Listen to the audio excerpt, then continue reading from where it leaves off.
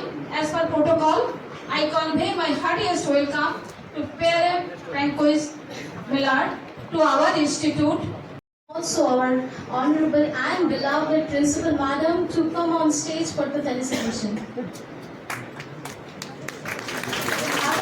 Round of applause, everybody. We have a tradition to felicitate our guest with tutorial, flower bouquet and memento.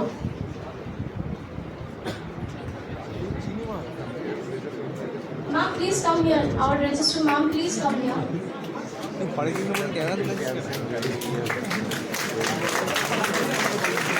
round of applause, everybody. We have the full strength to please.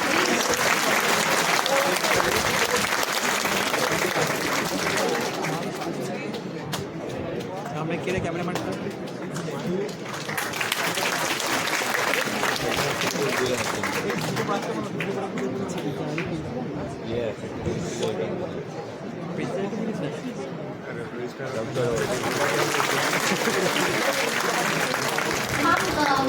Register ma'am and principal ma'am, please stay here. We will have a group photo session to cherish this moment.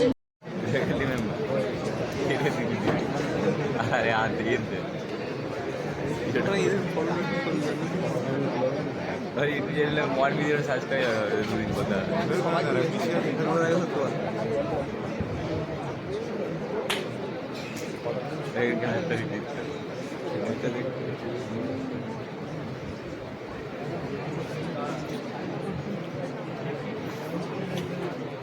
Pierre François Maillard is a French cybersecurity engineer specialized in low-level programming who has already carried out various research works in different research institutes. He has participated as a speaker in international events and has written various articles about his research in notable French magazines. He is currently doing a PhD in India at TCG Crest in cybersecurity. We are hoping to have a very enriching session. It's over to you, sir.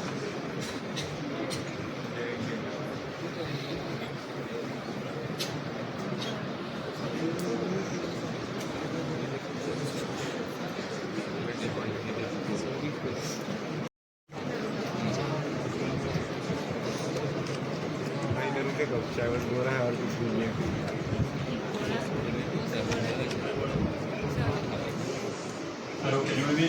Yes, sir. Subosoka, everyone. It will be my only word in Bengali today. So, nice to meet you. Today, the purpose of my talk is to talk about cyber attack and how it is possible to prevent it. So, this talk will be in English. If you have any question during this talk, feel free to raise your hand to ask it. We'll begin now. If you have at any moment some problem to understand what I say, feel free to ask me to repeat it or to explain it in a different way. Okay? So we have already introduced myself, so I won't do that a second time. So this talk will be divided in 4 parts. First of all, we'll talk about what is cybersecurity. I don't know if you already had any courses of cybersecurity before, so we'll quickly introduce it. We will also talk about the different jobs that it is possible to have in cybersecurity. After that, we'll talk about the different actors of cybersecurity. What is white hat, black hat, grey hat, things like that. We will introduce also many different attacks. So we'll introduce attack in a very high level. We won't go into details, but to see what kind of attack can happen for a network, for someone maybe on your computer. And we'll introduce all of these things. And we'll introduce a different way to prevent all of these attacks. So, first of all, what is cybersecurity? So, I take a very formal definition, which is this one. It seems to be very, very difficult. It comes from Kaspersky, from Russia. So, basically, cybersecurity is how to prevent any bad things that can happen on your IT. So cybersecurity is not a finality. Cybersecurity is something to protect someone else. But we need to take in consideration that cybersecurity is not the finality. You can do cybersecurity, for example, for a manufacturer. You can do cybersecurity for maybe Microsoft or something like that. But to work in cybersecurity, you are always someone to help someone else. Cybersecurity sometimes can be something very technical, for example, deploy a network, maybe do some analysis of some malware, maybe try to hack something to prove that it is possible to hack it, definitely. But sometimes it's absolutely not technical. For example, to be able to securely protect your server from a physical point of view, so just put a locker on your server. It's a part of cybersecurity. Because if you haven't any locker on your server, definitely someone can come and take it. So cybersecurity is a really huge field with many different jobs, and you will find people that come from politics, people that come from technical background, people that come from mathematics, but all of them work in cybersecurity. So we see different fields in cybersecurity. Maybe you have already heard about some of them, maybe not. So first of all, we'll talk about operating system security. It may be the most intuitive one. When you work in cybersecurity, you have some operating system. Maybe you use Linux, Windows, macOS, if you like Mac environment. All of these things are operating system. And in this operating system, you will execute many applications. Notepad, Firefox, and many others. All of these applications can do good things and bad things. Maybe it's a malware, maybe it's a good thing. And to be able to prevent any attack when you execute something is a part of cybersecurity. And to detect if a file is something that can be a problem for your computer or not is a part of security. If tomorrow you work in antivirus company, most of the time you will work in operating system security. Network security, I don't know if you have seen any network in the past in your studies? Yes? No? No? Okay. So, in the past, maybe 20 or 30 years ago, things were not so connected. So it was possible to put security, for example, on one computer and say, okay, it's secure, and the only way to attack it was to come with an USB stick and to add something. But it's not the case anymore. No, we communicate with each other. Most of you have Facebook, most of you will send many messages, most of you have also a phone and you communicate with many others. And for companies to add network in their system is very interesting because if you can communicate, you can maybe do some economy, you can have better results and things like that. Because of that, the security of the network has been maybe the most important part in cybersecurity. And you will see many jobs in that field especially because network security is something that we need to take care when we install any network. Cryptology. So cryptology basically is how can I prevent an attacker to read a message that I will encrypt or decrypt. We have also many other things like hashing function or things like that. I know that some of your teachers work in that field, so I think they can talk about it more than me. So it's also part of cybersecurity, and definitely we need to use it in everyday life. Steganography, it's a very specific part of cybersecurity, is how can I hide a message into something else, for example, an image. I send you an image, you will see, I don't know, Mona Lisa, but in Mona Lisa, I hide the message in it. And if you use some specific algorithm, it will be possible for you to read the message. It has been very useful, especially for army during many years, because when you want to send a message to another one, you can try to use some encryption algorithm. It's a good way. But if you can just hide it and no one will try to analyze it, it's maybe another good way. Event management. So we go further in cybersecurity. On your computer, you have many events. For example, power on it, power. Maybe you try to open application or something else. And all of these things, we call it events. And when an event happens, maybe it's a cybersecurity attack. So to be able to correlate all of these events is also part of security. Maybe you have heard about what is a SOC. It's a team in cybersecurity that will try to analyze all of these events to be able to see if there is an attack. For that, they use a CM, so I won't go into details about it, but you need to take into consideration that event management is something that where a lot of jobs have been created in the past 5 years. Web security, I don't know if some of you already begin to do cyber security or to try some challenge, try to hack me, things like that. If you do that, maybe the web security is the first thing that you begin because it's the easiest one to begin, and definitely it's very, very useful because every day we are on internet. Cyber security management, so it's something that can be maybe less technical and more politic, is when you are in a company, definitely you need to add some security, but for that you need to talk with everyone, to be able to manage it, to say, okay, we'll take this amount of money, and with this money, we'll add this cybersecurity system. And we need to analyze this assembly language. And for that, it is the purpose of reverse engineering. If you work, for example, in antivirus company, definitely they need to do some reverse engineering to know how the malware works. And there is a lot of jobs in that field, which is a very specific field, but very, very interesting. And there are many other fields like mobile security. You can divide operating system into Windows and Linux. So many different fields. But the thing that it is important to understand that cybersecurity is a huge field with many different subfields. But all of these subfields are not completely independent. Take for example cryptography.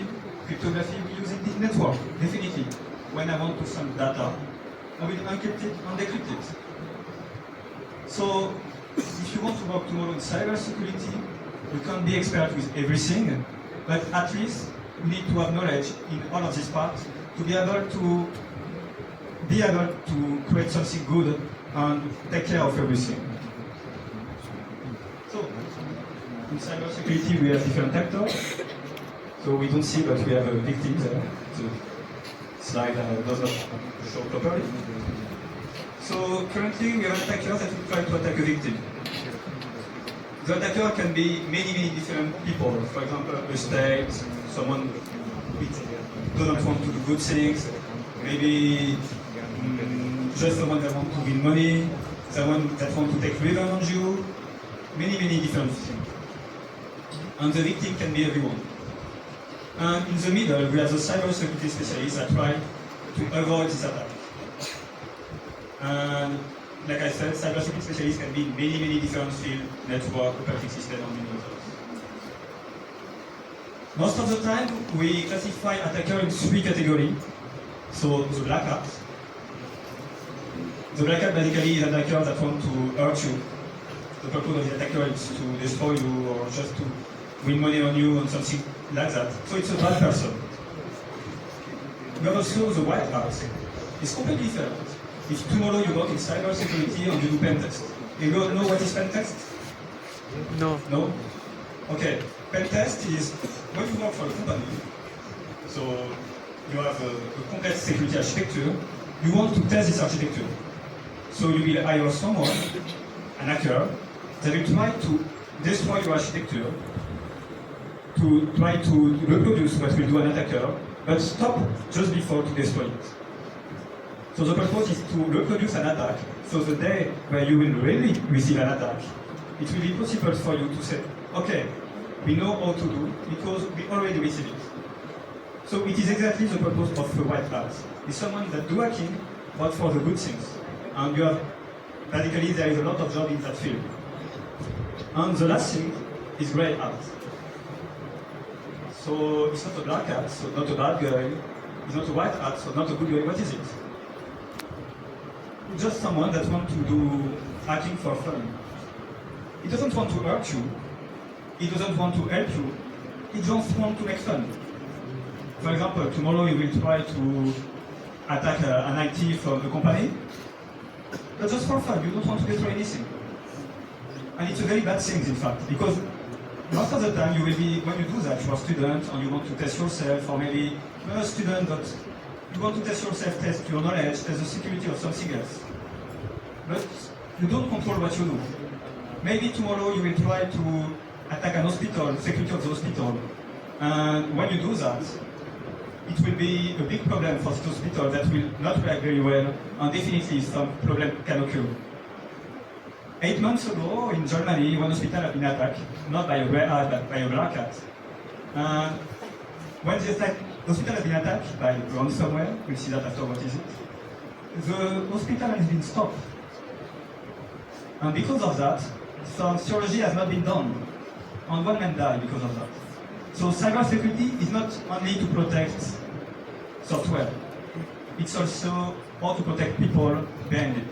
If tomorrow you attack any company, maybe the company will stop, and many people will lose their job. So we need to take that in consideration. So grey hat is not someone that has been hired by a company. So the company is not aware about this attack. So definitely, a grey hat is a kind of black hat. And just making hacking for fun, without any control, if no one is aware about it, is not a good thing. So we see the different attacker motivation. There are a lot of motivation. First of all, money. If you work every day to do bad things, it's not for nothing. Most of the time you just want to win many money. For example, I will attack yourself and say, okay, I attack yourself, I can do that another time, give me money, I blackmail you. It's like putting snake into your house and say, if you don't give me money, I will put another one. So it's very, very common, and most of the attacks that you will see will be for money. For wars, you know that we have a war currently between Ukraine and Russia, and at the beginning of the wars, the first thing that has been done is from Russia to send many malware in Ukraine. It's the first step. And we don't see that, but every day some state creates some malware, software to attack, sells some vulnerability, things like that. It's a complete field of working on research where many states work. All of the army of the world have many researchers in cybersecurity to try to improve their security and to be able to respond in case of any incident. For fun, we have seen that just before.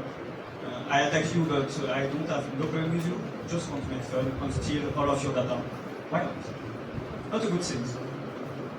Achievement. For example, you say tomorrow I want to attack Microsoft. Okay. Why do you want to attack Microsoft? Just to say, I have attacked Microsoft and I have been able to steal their data. So definitely it's like fun, it's very close to fun, but maybe you will add to your CV, okay, I have attacked Microsoft, and no one will hire you. To take revenge, you know that. You have a problem with someone, you want to take revenge, take his Facebook account, to try to steal his information or something like that. Don't do that. So it's something very common, in fact, especially if you work for a company and you fire someone. You can try to take revenge on the company by stealing some data and sell it or something like that. When I say it's common, I think 1 week ago I heard someone that has done that in France, for example. It's very common. And when you work for a company, for example in cybersecurity, you need definitely to be aware about the things that happen when you fire someone. And for some political reason, so same thing for wars, but sometimes you just try to get information and you can be friends. Have you heard about Edward Snowden? Okay. Edward Snowden was someone from USA, from the NSA from USA. You can find a film on it, it's on it. So see, definitely can be very interesting. And he steals many information from the NSA and discloses it to everyone. And after his disclosure, we discovered that America spy many countries, but also their friend country. For example, France was spy. And it's not something that have been, after discover that, America has said, yes, we spy during maybe 10 or 15 years. So, but we are friends. So to be friends does not mean that we won't spy you. So definitely, cybersecurity can involve all of these things, but also many others, but we won't talk about everything. So there are many different kinds of victims. So first of all, the state, especially for wars and politics. Institution, we talk about hospital. Hospital are maybe one of the institutions where there is the most of the attack. Why? Because, for example, you have your grandfather into the hospital, I say I will attack the hospital, except if you give me 10,000 rupees. If it is just your photo, no problem, but it is your grandfather to the hospital. So definitely you will pay, most of the time. And some people will pay. So security of hospital, security of all of the things which are medical are very, very important. And many hackers try to attack it. To give an example in France, if tomorrow you attack an hospital, and the hospital has been broken, if the security of the hospital has been broken, the people in charge of the security of the hospital can go in jail. Because hospital is something so difficult to protect and so important that definitely it's very important to protect it.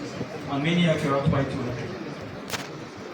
Companies, definitely, especially for money, and also for some political reasons. For example, someone that will help people into the street, attack their IT, they won't be protected because it's not their purpose. When they win money, they want to give it to other people, not to hire someone to protect their network. So in fact, many people attack associations because it seems to be easy to attack. Now with time, their security increases a lot because they lose a lot of money to them. Universities, to modify your mark, for example, but if you are a good hacker, you will have good mark, so no problem. And individual, for example, I want to take revenge on you because you send me some message that I don't like, something like that. And many others can be attacked. In fact, we need to take in consideration that security is not something that is completely fixed. Everything can evolve with time. Currently, we see many attacks around hospital that maybe in 10 years it will be around bank. But currently, banks are very well protected. It's very difficult to attack them, so we won't see so much attack. But maybe in 10 years, we will change. So I give you some examples of jobs in cybersecurity. You know some of them? No, sir? Yes? Okay. So CISO, what is CISO? For a company, you need to have someone responsible of the cybersecurity. It will be the CISO. Definitely, when you have a problem, you will call in and say, okay, we have a problem of security, help us. Most of the biggest companies have a CISO, or sometimes many CISO if they have some subgroup and things like that. Network architects, they will define the architecture on the network in a secure way. SOC, so Security Office Center, so it's what I told just before. When you want to manage many events, you will create a SOC that will be a team that will manage every event of the company. There are a lot of jobs in that specific field since 5 years. Many research are done in that field. Malware analyst. When you receive a malware, someone that will analyze it to try to help you to protect your company. Pen tester that will test your company security. Cyber security advisor. For example, you are a small company, you want some help for cyber security. You haven't the money to hire a CISO, or just your CISO maybe is not so competent, so you will ask to someone to help you. We need to take in consideration that it is not possible to do cybersecurity alone. Why? Because you do mathematics sometimes. When you solve a problem in mathematics, maybe you have some good idea, you will solve it directly. But sometimes it can be very useful to talk with someone else to try to solve this problem, definitely. So it's the same thing in cybersecurity. You can have a lot of good ideas, but at the end, you need the advice of someone else to say, okay, maybe it's a good idea, maybe it's a bad idea. You can't do cybersecurity alone. That's why in the biggest company in the world, you will see that they will hire people from other companies to have another point of view how to solve this issue in cybersecurity. Industrial research and development into companies to create some tools, difficult and maybe weeks to be understood. But just to have a global point of view about what kind of attack can happen. So we'll talk about phishing, denial of services, distributed denial of services, malware infection, okay? So, first of all, phishing. The people that know what is phishing, can they raise their hand? No. 1, 2, 3. Okay. So phishing basically, you have your Facebook account. It's not Facebook, it's Google. And your Google account will communicate with the server of Google and everything will be fine. You can recognize Google account easily. Now we create another website which is called Google. If you write very, very fast, maybe you can do this mistake. And if you read it very fast, definitely you will read Google. And it will take exactly the same structure as your Google account. Exactly the same. So when you go on this website, you will see, okay, it's Google. I will put my password and everything. But it's not Google, it's Google. It's not Google, it's Google. And Google will send all of this information to a server that has been to the attacker. So sometimes you receive some scam by mail, things like that, and they give you a link to say, okay, go into your bank, and with this bank, it will be possible for you to receive money, something like that. Definitely, they don't send you on your bank. They send you in another link that looks like your bank. It is phishing. And sometimes it can be more interesting. Because if I send an email to everyone, okay? Maybe 10% of you will come into the trap because I send the same email to everyone. But for example, I know very well you, very, very well. And I know that you go to HDFC Bank. So I will send you an email for HDFC Bank. And I will put on you all the information that I know on you. And because I have put all of this information, definitely you will say, okay, it may be something that is true.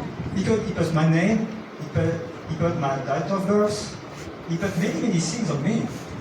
And we call it spear phishing. When someone will take all of the information on you, and specifically you, to attack specifically you. Why they will do that? Because, for example, if you are the CEO of a company and tomorrow you have a lot of money, I want to attack you, not your neighbor, just you. So it's something that happens a lot, and when you are a CEO of a company or you have a lot of money, more attack you will have, definitely. Okay. The slides are not very easy to read. So we'll talk about denial of services. So in that example of denial of services, your server, everyone know what is a server? Yes, the server basically is just, you can see that like a computer that will answer you automatically and ask you to things automatically. It's not true, but if you don't know what is it, it can be useful. So your server asks you to fill some information. For example, everyone has Facebook, okay? Most of you. They ask you, for example, to create a pseudo or to put a password. And they say your password it will be between 12 and 16 characters. Why not? But you are someone different. You don't want to do that. So you send a password of 30 characters. For Facebook, they will say, okay, we don't want it, just try another time. But for some websites, they won't just be able to handle it because they are not prepared to that. And definitely they will crash. If you have done C programming, remember, when you do C programming, I'm sure about one thing. Sometimes you hardcode the thing. You say my tab that will store my input will be 12 characters. And someone can put 13 characters and your program crash. It's exactly the end of service is to make something crash and with that it's not possible for anyone else to use it. To change the input is one way to do denial of services, but there is many other ways. For example, if you have a server something that asks you many information, you can send you will send him many things. Maybe 100 of things. And the server won't be able to handle it because he's not prepared for that. And because of that, your server will crash. The last point that I will see is that denial of services work very well like that. These denial of services work very well in the past because you will send many data and all of this data will come into a computer and the computer will crash. But now our computers are very, very powerful and most of the companies have a very, very powerful computer that can handle millions and millions of requests. And it is not possible for one computer to send millions of requests. Definitely not. So something up here which is called distributed denial of services. So many computers You can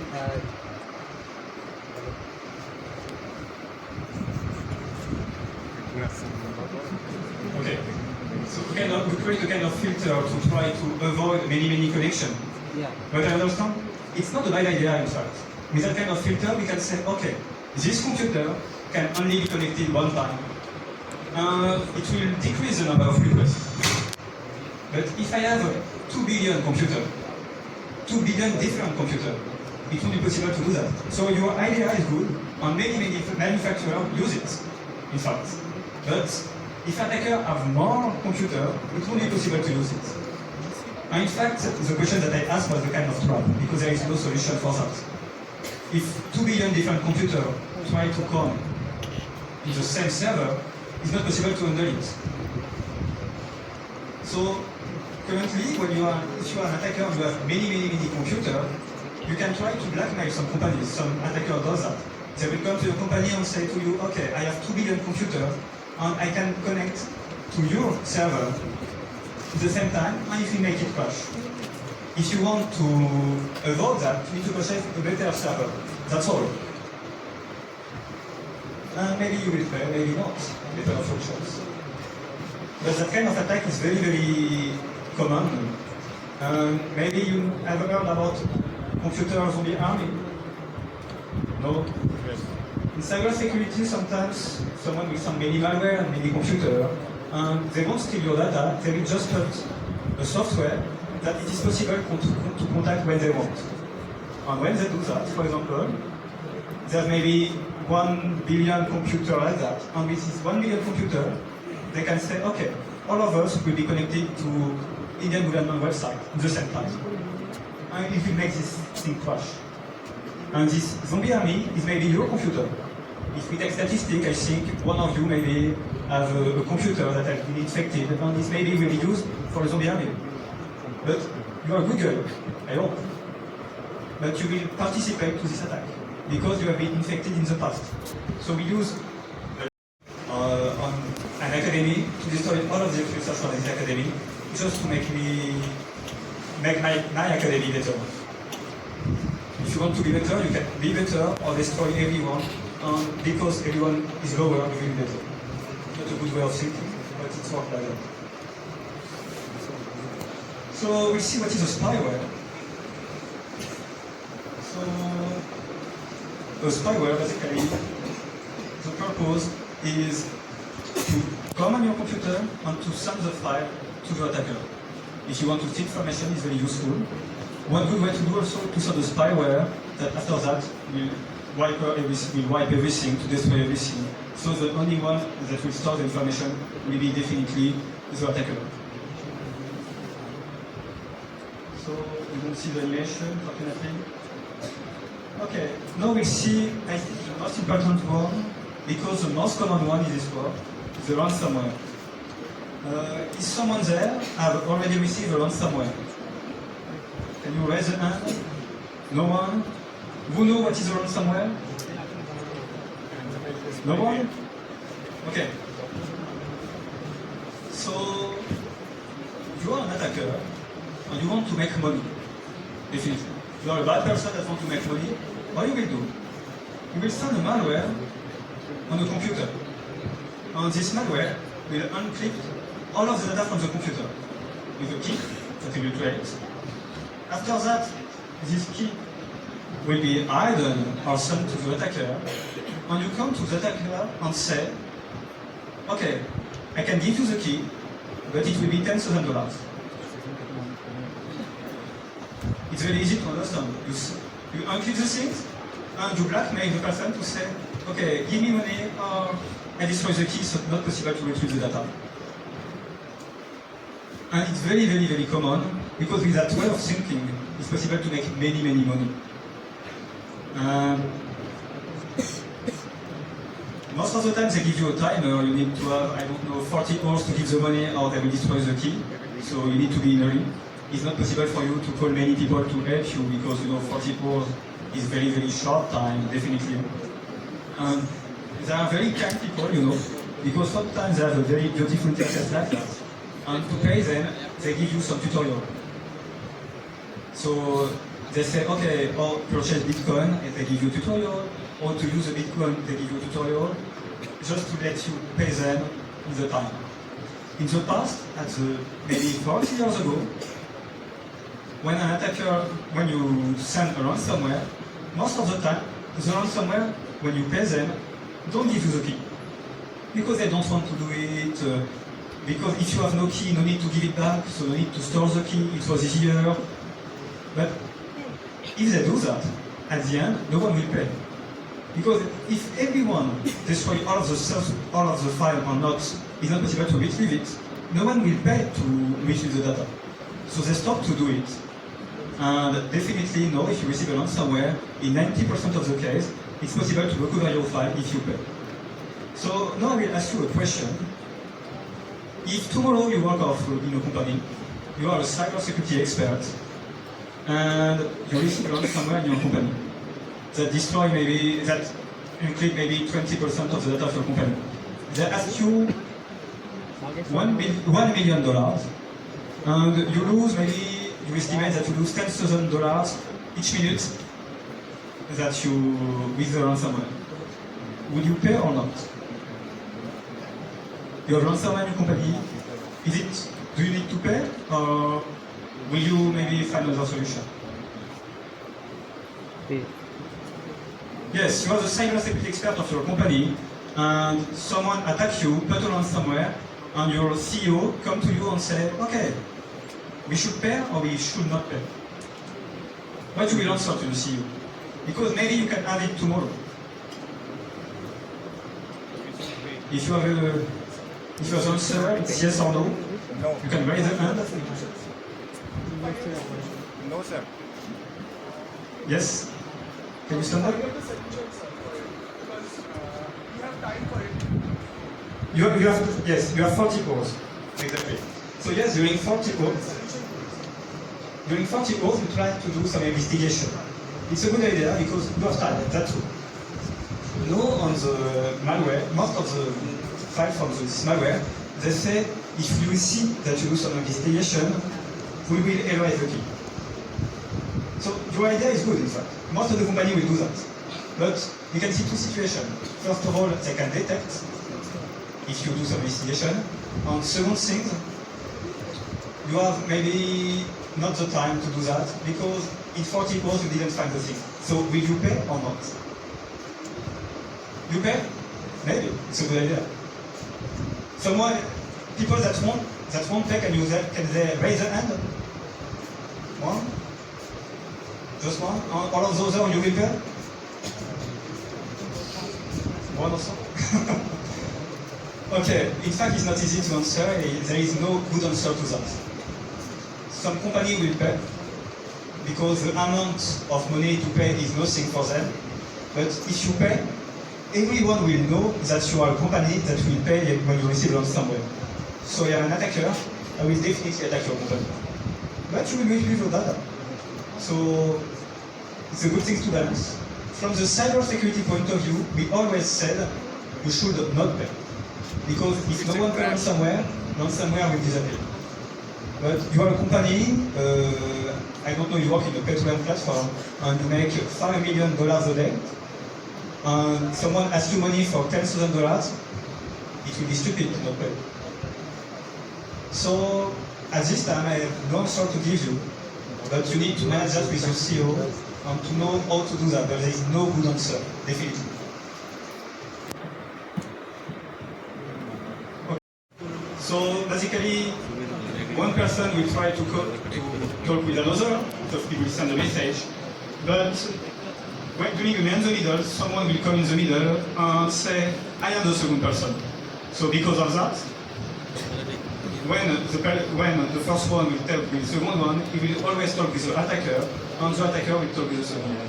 In fact, that kind of attack are very, very difficult to detect, because I will give you an example. You try to be connected to your box, internet box. Okay? You will be connected to it. But if another box, internet, claims to have the same name, same ID, same information, is in the middle, and say, I am the box. And this box have more power than yours. Most of the time you will be connected to this box because there is more power, maybe more information, and closer to you. But this box is maybe a fake box.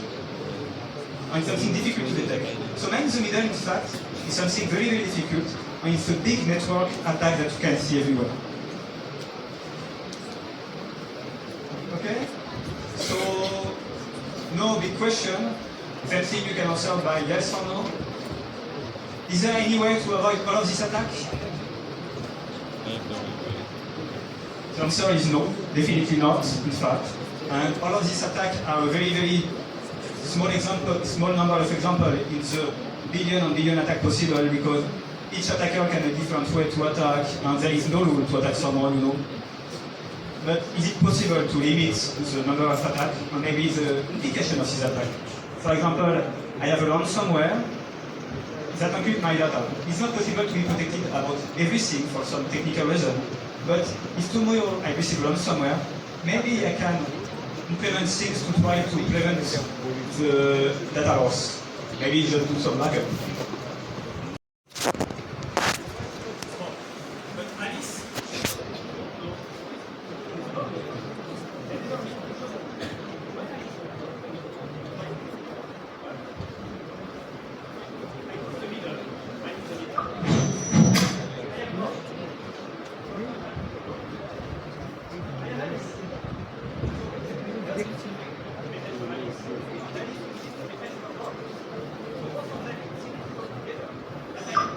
Hello?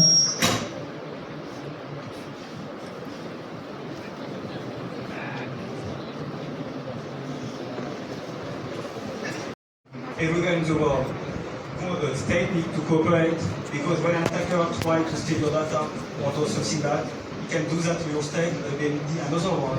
And each state also has its own specialties. So because of that, cybersecurity will continue to increase, and we need to take care of it. Thank you very much for your attention. Do you have any question? Yes?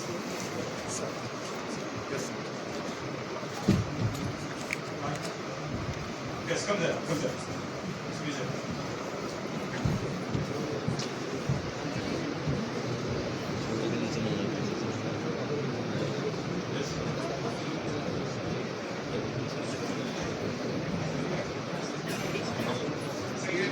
Something about company and organization. But my question is regarding the non-personal apps and website and everything. How can we protect ourselves from online privacy? It's a very good question. In fact, I talk most of the time about companies, things like that, because we talk about job, and definitely this is something very important. But for your personal life every day, it's a very huge question also. How can I protect myself? In fact, there is, like for a company, there is no way to completely protect yourself. You will always have some problem of security. The first thing to do is to be aware about the data that you will share with each other. Don't share some photos that you don't want to share. Don't share some messages that you don't want to share. It's also a part of security to protect your computer. I want to say, don't download things that you don't know, things like that. Try to install antivirus and take care about all of the things that come into your computer. But with all of this security, it's only possible to protect you perfectly. Because, yeah, it's a good thing. Yes. Yes.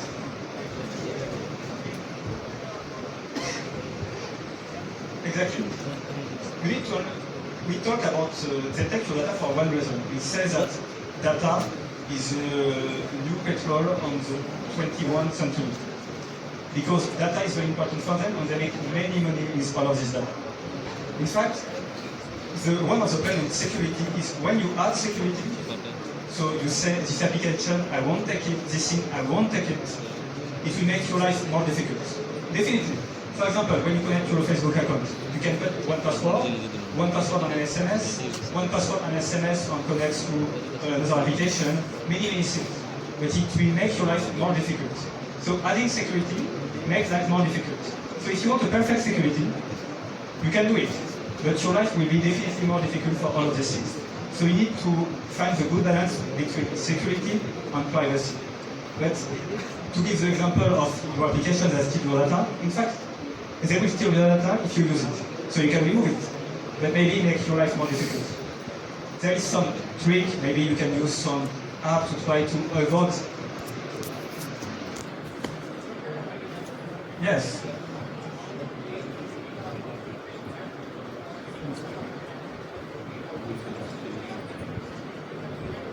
Yes, exactly.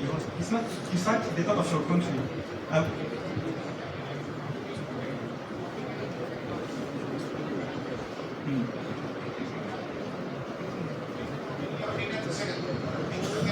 we can request them to erase our data? I will say it will depend of each country. Currently, when a company registers your data, for example, if you are in USA, they will register it, and if you ask to remove the data, they won't do it. Because they have some law that said, don't remove the data and depend on that country. In Europe, there's something which is called GDPR, when you can request any company to remove all of your data.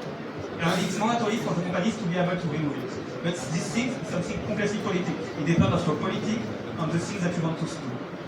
For example, in USA, they do that for terrorism. Because if someone can request to remove all of the data, tomorrow anyone can say to the company, remove my data, I think maybe someone can take it to use it against me, but I am a terrorism. Okay?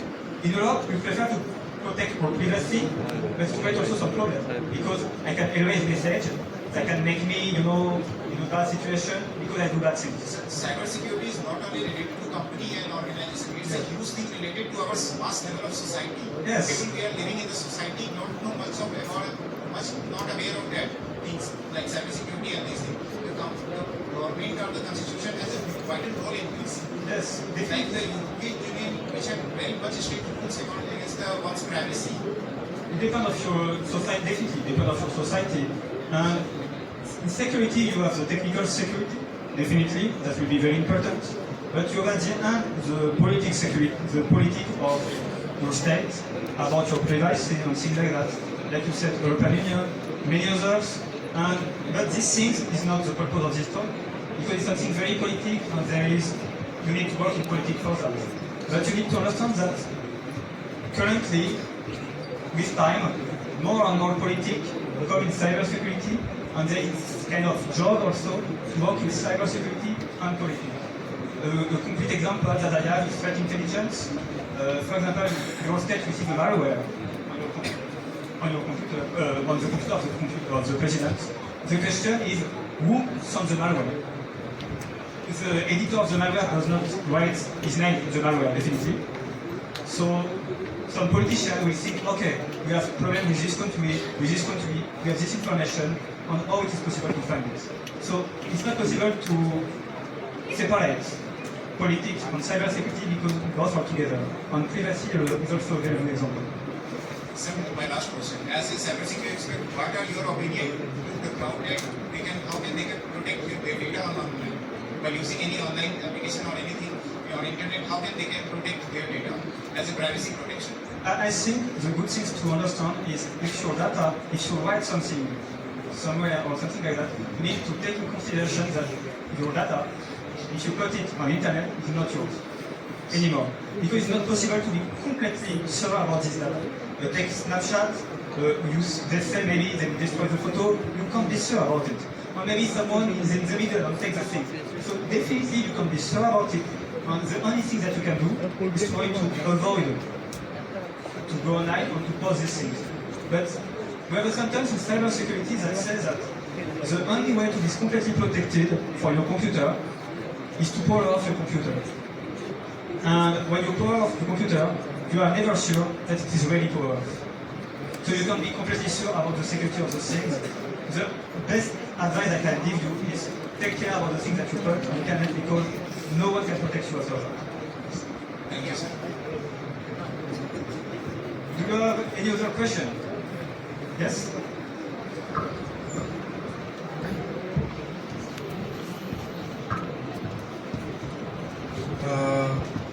Sir, can ransomware any harm in posted any boot files? Yes. When you have ransomware, it can do many things. Ransomware is a big family with many sub-families on single files. Yes, definitely they can attack some boot files. But the thing that you need to understand is that if they attack too much your computer, for example, the most files are encrypted, it's only possible for you to boot again, definitely. But for ransomware, it can be a problem because they want to win the money. So definitely they won't do that. Time, Yes, because if you are sample, the ransomware does not want to destroy your computer, they won't know it. So if you try to go too further, to take too much information, you won't be able to pay and they don't want that. Like I said, they want to do bad things, but after that, they will help you for everything. Especially to pay. Okay. Sir, the question about the prevention actually. So now we know that the resources are supporting them. So we have some companies that still buy separately. So they are giving them resources of things of the security, cybersecurity plus. So how they can get on this trustworthy? Okay, can you repeat slowly?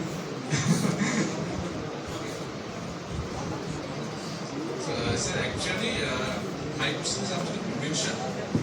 The research we can take actually. Nowadays, the open source is emerging technology. So few open source companies are working on cybersecurity, like they make like cyber steel pipe, cybersecurity, and how we can accomplish that that's trustworthy in this sector. Because their code is very transparent and we can see their codes and we can also control their features. Okay. And how can also we and their security measures. Okay. Your question is very good about open source because it's a big question since 20 years. How the open source will work on the cyber security on the open source. If I understand well your question. We need to understand two things. First of all, open source. In the past, for example, Microsoft does not like it. They say, okay, open source is not good. Definitely, we prefer to hide information for one good reason. When you are Microsoft, you create many new technology. And with this new technology, you want definitely to prevent someone else to steal your technology. You put many money in it. So, if you create technology and put it in open source, you pay for nothing because everyone will take it after 10 minutes. So because of that, it's not possible to have a world full open source. But with time, in terms of security, we discover that it is better to have this thing open source. I explain why. If you take your BIOS during the boot of your computer, blue screen, in the past it was completely closed source. And it was a big issue for everyone because when you find a vulnerability, because no one can review it. So because of that, if one person can do some reverse engineering on it, he will be able to easily find a vulnerability. But if everyone can review it, it's better for security because it seems to be very bad luck if someone is bad find a vulnerability. But like I said before, it is not possible to have a world full of open source because of protection of the innovation. So currently, if you see Microsoft, they change their point of view, and there are added many new things in Microsoft which are completely open source. Maybe you know Windows System Linux, and it is the first step for them to begin with open source because Linux is open source and definitely it will change. That means that actually we have to handle our algorithms we are giving.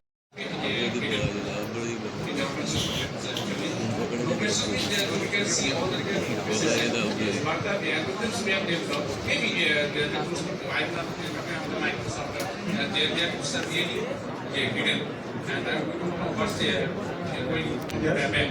So actually, maybe we have developed some new technology or new agreements, but it's obvious we have taken the decision to make up open source. So we should keep that about the algorithm. Right? I think I didn't catch your question. So sorry, it's my some understanding, some problem to also sometimes the accent. So currently when you develop something, what he's trying to say is that some open source platforms are there. yes, So someone can modify their codes, yes. correct? So if I use that open source, that platform, if I use, so what would be the measures that it is already secured or insecure like that?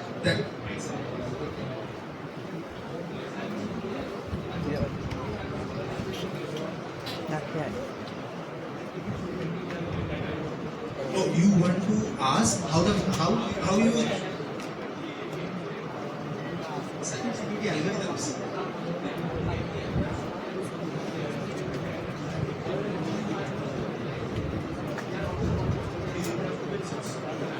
So he is asking that in open source domain, if there are some cybersecurity algorithms that is implemented, so that should be hidden or open, Okay. like that. Okay, the question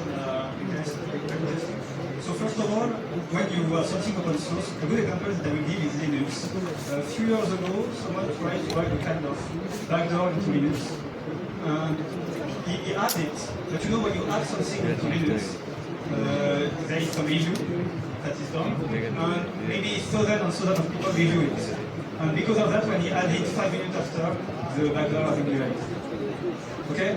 The problem will be, for example, for open source, if you have very few people that work on it, it's always the same. When you have very few people that work on a particular subject, you must be confident or not. It's a big question, to be honest, I don't think. So it's the first point. And the second question is regarding open source. Those algorithms, cybersecurity Okay. prevention algorithm that is there, that should be hidden or that should be open to all, like that. It very much will depend on all of the subject. I will take an example. TVS. If the things are completely open source, you explain to everyone how works your TVS. Okay, we are reading and we do in the different way. So in that case, yes, definitely it must be closed source, and all of the manufacturers does not disclose their technology. And like I said before, also to hide their innovation. And to have everything open source on the But in cybersecurity, for example, I want to show how it is possible to attack someone. It's also part of cybersecurity. Yes, it must be open source. Because if it is closed source, maybe it can be sent to someone, or maybe it can, if very few people are aware about it, maybe someone use it to bad things. So we need to explain to the people how it works. So because of that, there is no big rules to follow. It depends on all of the subjects. It is not possible to have a world completely open source for many reasons, but it's not possible to have completely closed source for cybersecurity.